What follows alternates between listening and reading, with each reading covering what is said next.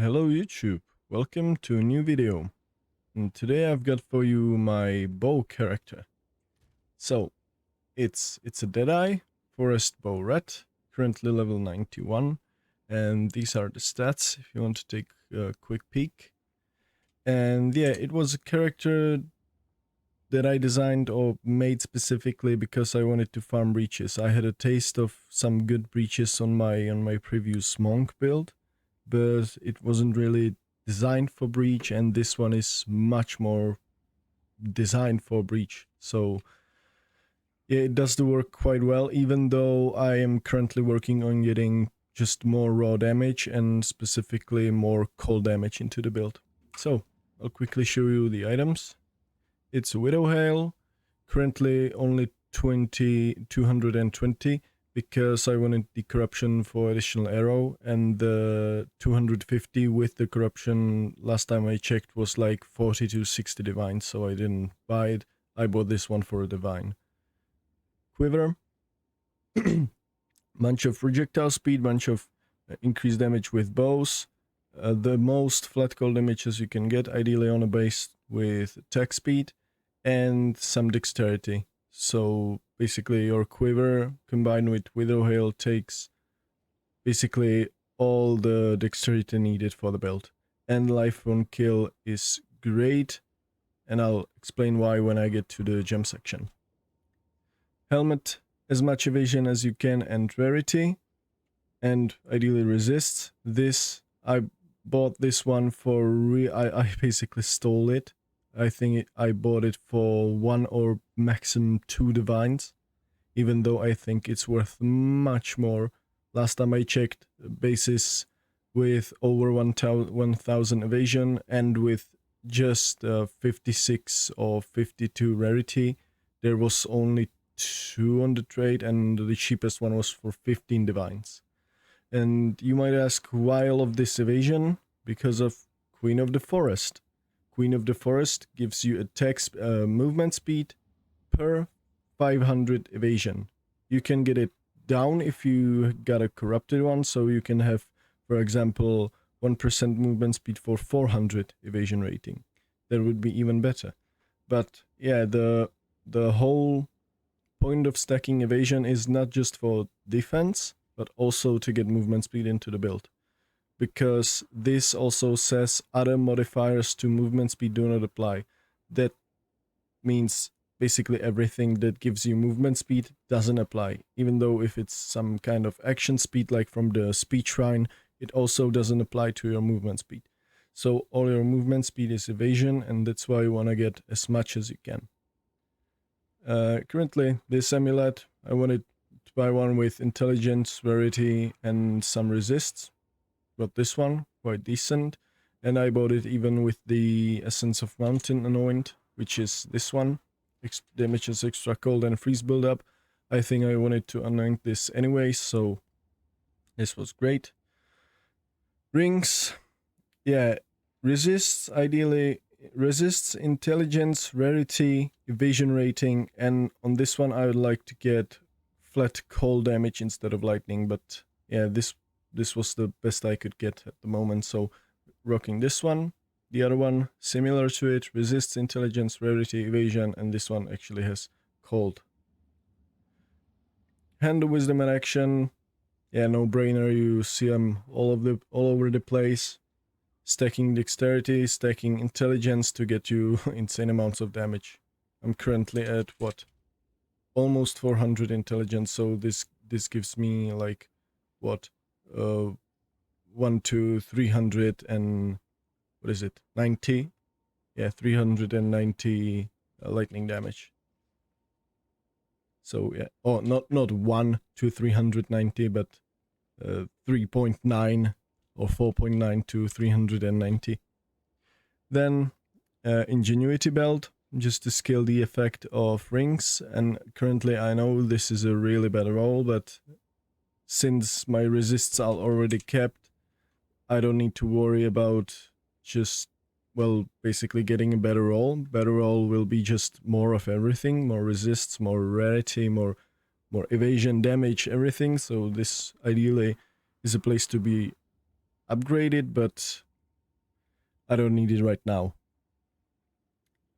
The boots, as much evasion as you can get, and ideally some, I think I would like mana more instead of life, and resists. That's basically what you want to get on boots.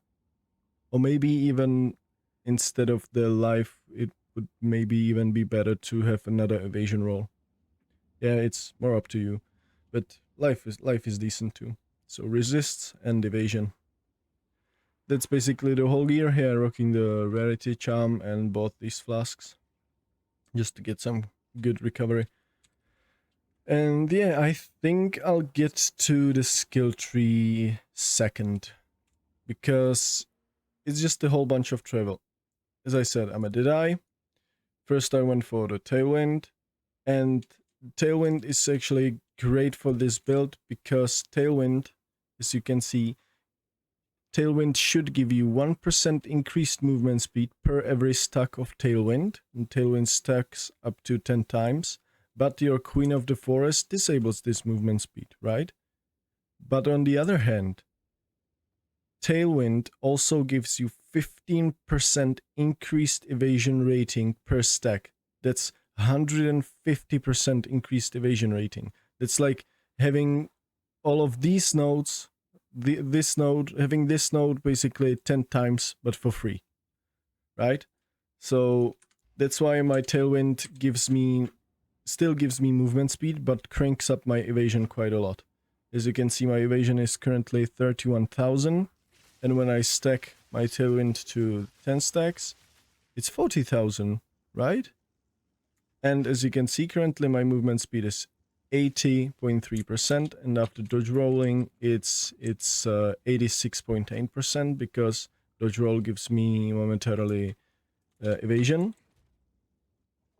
And yeah, cranks up my evasion, and as you can see, without the Tailwind, my movement speed is 62.5%.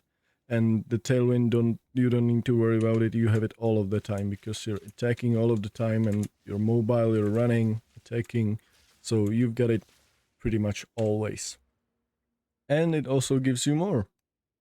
Guess what? It gives you 3% skill speed per stack, and that's 30% skill speed at 10 stacks. That means basically 30% projectile speed, even though it doesn't count, projectile speed doesn't count to your damage, but yeah, you can read it what it does. Basically gives you attack speed, cast speed, even Warcry speed, and projectile speed. So yeah, another 30% basically just for attack speed.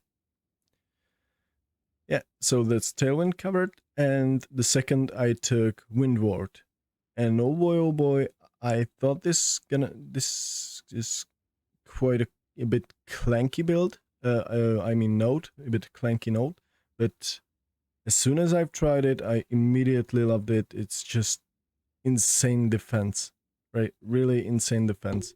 Since I have basically with my Tailwind up and my Wind Dancer up, I have 94% chance to evade. I'm almost never getting hit, and when I get hit, this procs, so this is basically 30% less damage for that hit. So yeah, this is really a great one. I can't recommend it enough.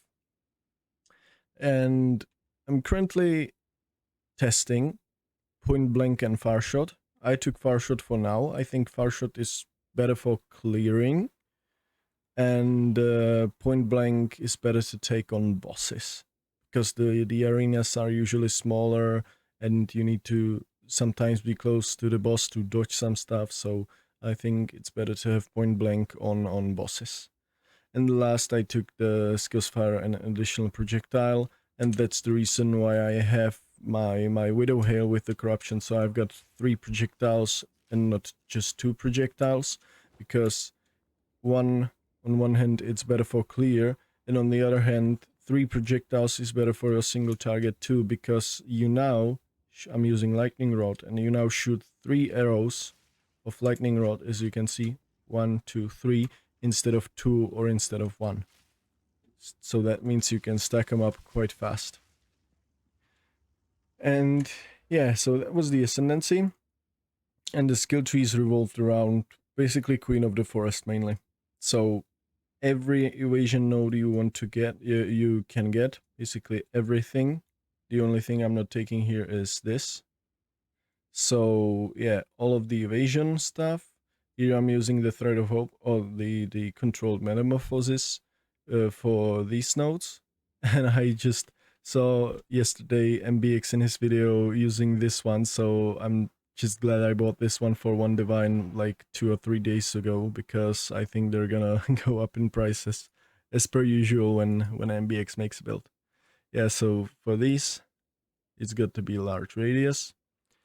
And yeah, I recently yesterday bought this one with increased mana, but it currently doesn't give me basically anything. It does give me like 4% damage as extra cold, but I don't really know. I don't really think that's enough to justify using it. I would have to take at least these 2 points to make it worth. So yeah, if I want to be using the Against Darkness, I have to take these nodes, and these are super good, don't get me wrong, these are super good nodes, but yeah, maybe not for me all that much, because since I have a lot of evasion, I don't feel like I'm getting hit often enough to actually get frozen. So yeah, but I'm probably taking them anyways as I level up a bit. Yeah, these evasion nodes, path down here for the jewel socket, and these nodes for penetration and for freeze buildup. These nodes, again, penetration, and since you want to path into here anyways, take them. Lightning rod to make your damage lucky. Basically, that means so it rolls twice. I'm explaining it in basically my every video what lucky does, so maybe you know, maybe you don't. You can, you know what, I'm gonna explain it one more time. So, lucky, if you've got the roll on your damage, basically. Let's take up, for example, this one. Main hand total damage, lightning arrow. 3,800 to 15 to 16,000, right? So 1,300 to 15,000, 16,000. And it picks number that is random between these two, for example. Yeah. And if it's lucky, it rolls basically for the number twice. So if it first time it would pick the lower one, and the second time it would pick any higher number, then it would, for the calculation, for the damage calculation, it would work with the higher number. Yeah.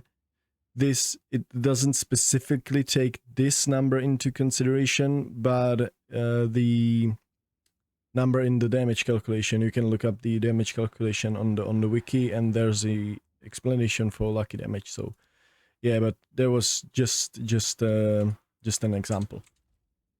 Yeah, so lucky damage when non-crits. This is a non-crit build.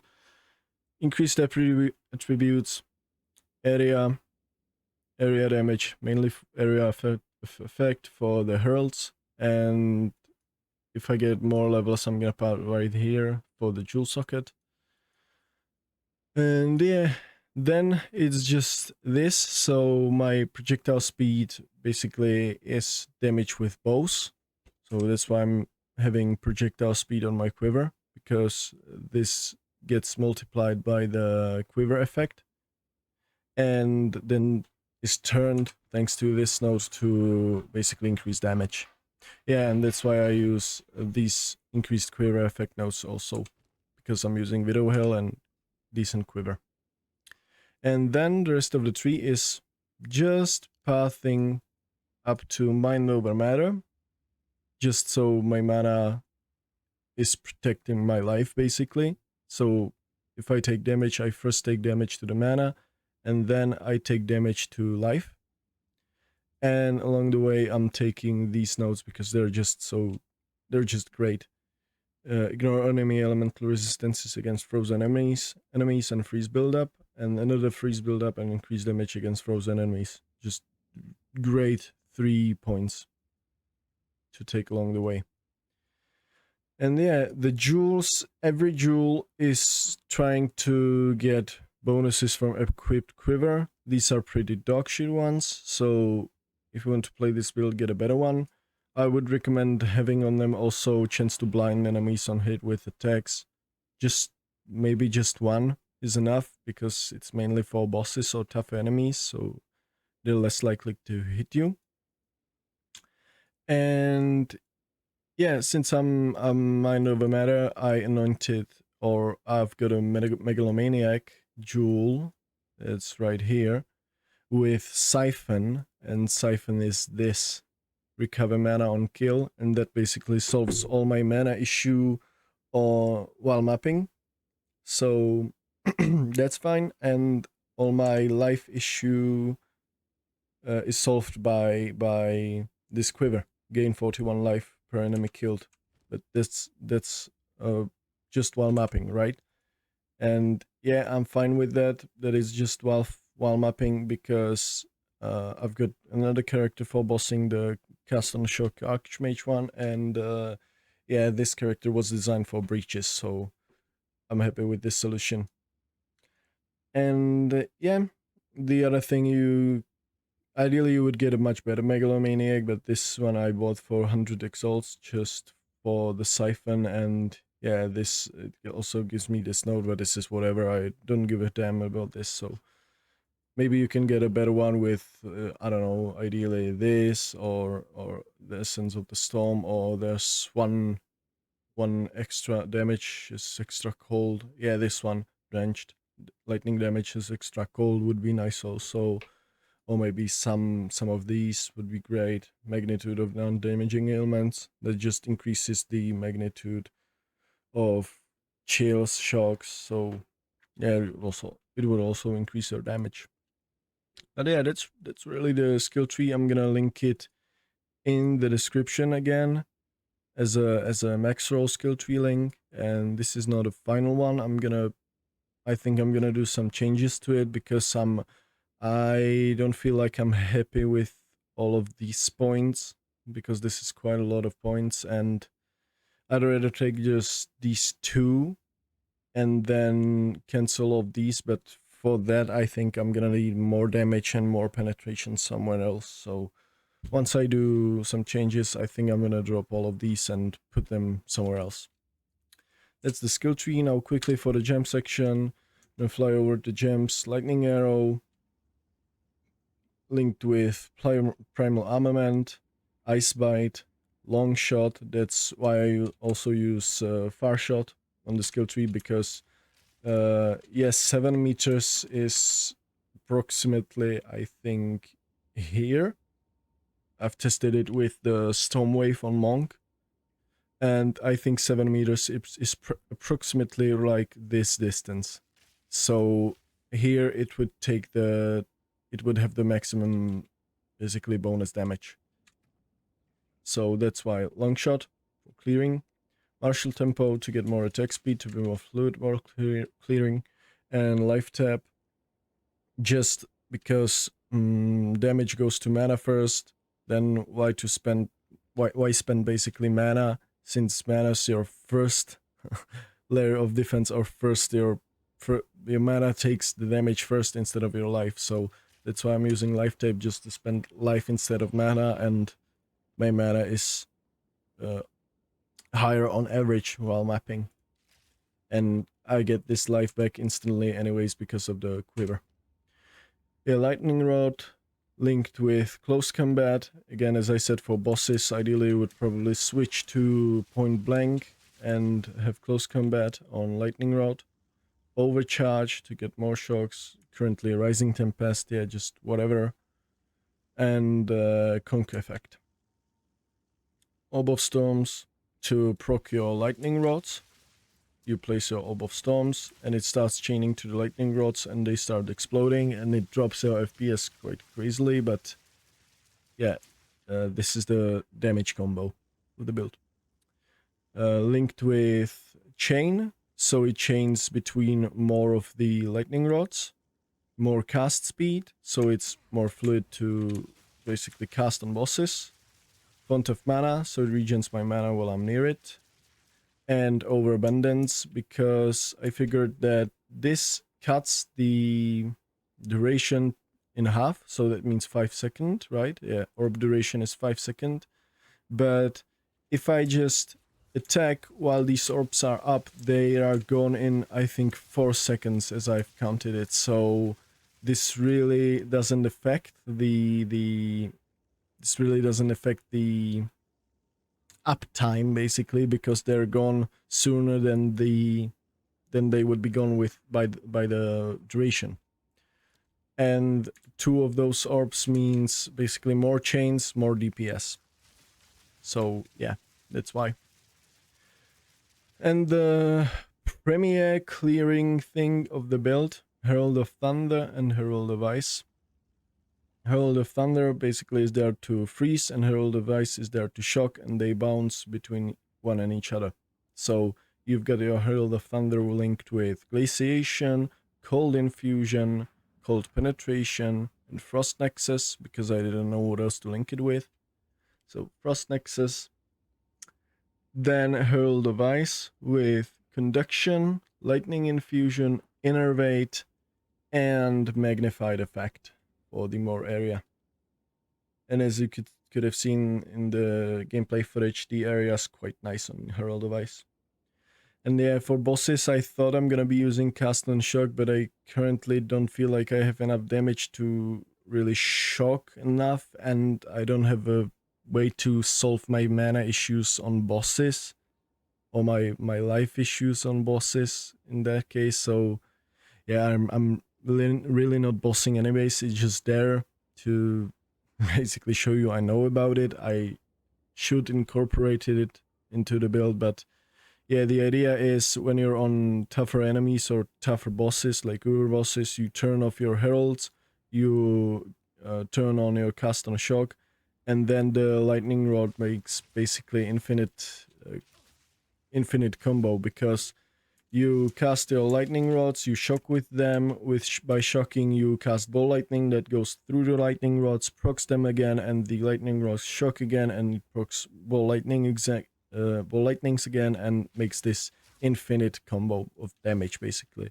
But it really shreds your mana or life, whatever you have it linked with, because every single one of these lightning or ball lightnings costs mana. And if you get a quiver, that's what I want to upgrade on my quiver, to get a quiver with projectile skill levels, that's gonna level all your ball lightnings. So yeah, the mana cost is gonna be even worse. And yeah, whatever, I'm anyways just mapping with the character, so I don't really care about this at the moment. I don't need to fix it. I've got another bossa. And just Wind Dancer for obviously the evasion, linked with Maim, Blind, and Clarity. Clarity just to regen my mana just a bit better, but you could use something else if you really want to. And yeah, I was using Freezing Salvo for quite a while, because I felt in the beginning of mapping, I felt like I need a bit more damage on rares. So I figured that I should use this just to basically press on just on rares. So I've got some damage button to press on rares and watch it with, but I'm not using it anymore, so I could remove this one. But if you really want to, it was currently linked with Elemental Focus, Inspiration. Oh yeah, the Inspiration is just a placeholder really, so it looked more like this. So Elemental Focus, Hourglass, and Culling Strike. And the good thing about this, the cooldown for me comes basically up as soon as the 12th stack is up, as you can see. So it's perfect timing basically. And last thing, will take Mark, great for this build. Increases magnitude of shocks you inflict, linked with persistence for increased duration. And yeah, now since I put it there, I should leave it like this and have it linked with Inspiration. Again, for if you have basically a map boss, you put on your Voltaic Mark and it gets higher shocks. Currently I'm having shocks over, I think, 60%. Yeah, so that's really the build at the moment. Yeah, one more thing I wanted to show you. I'm currently running what is it, like 150? Where is it? On kill effects. Yeah, rarity 153. And yeah, the the boss, no, or not the boss, but the loot drops, it's quite insane. And as I said, I started farming breaches. This is my current, where am I? Yeah, this is my current setup. Most of these had breaches. I've completed them already. Failed this one.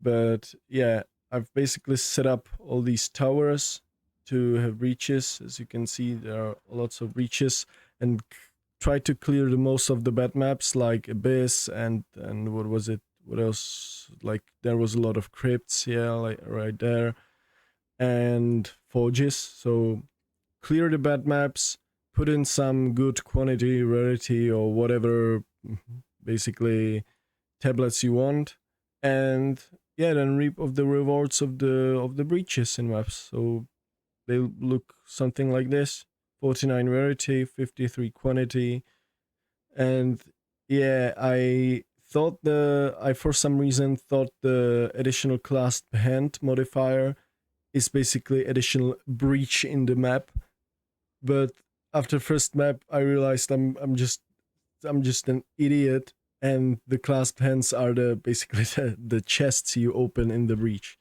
So yeah, that was a bit of a fail by me, but whatever. I've got the quant, I've got the rarity, and yeah, it brings quite a lot of currency, I must say.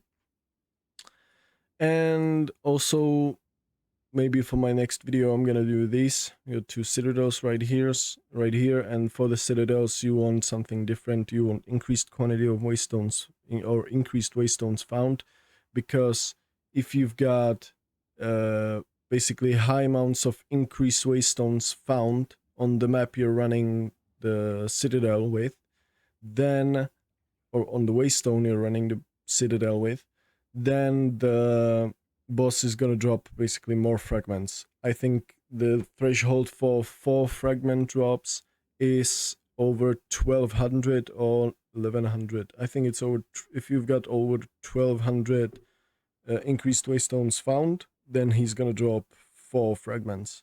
And anything between 600 and, I think 600 and 1100 is 3 fragments. Yeah, but be careful, these maps can get quite hard and quite serious. Yeah, so this is the strategy. I may end up making a video on breach strategy, or like currency farming strategy with breach. So yeah, stay tuned for that. And I'll leave you with the kill of my Sanctum boss. So thank you very much for watching. Enjoy. Bye bye, exiles. This battle is our sacred duty. Your defeat has been predestined. It is written in the sands. You won't get the better of me, Jin. This only ends one way.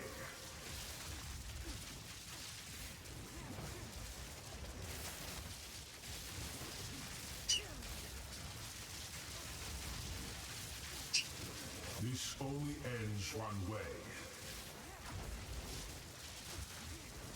Watch your step.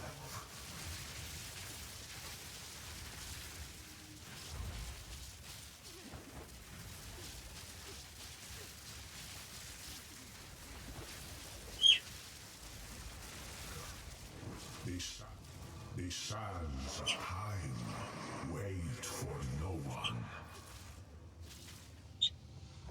Oh. 1, 2, 3, 4, 5, 6. Jesus, my movement speed is so great. You are not in control. There can be no escape.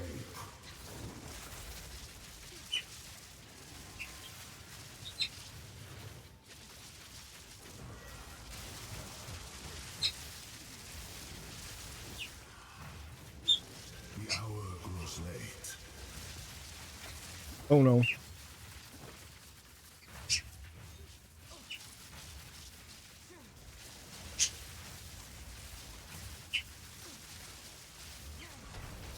not in control. There can be no escape. Return.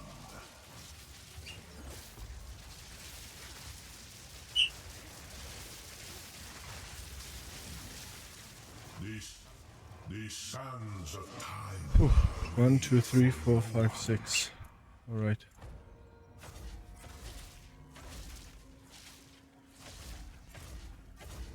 Usurper, you are not in control. Return. There can be no escape. I did it. I fucking did it. Oh my god. Yeah, so the gold ones are really not good, but... Well... Ah! Jesus. I'm just so glad that I clicked it. I'm just so glad that I clicked it.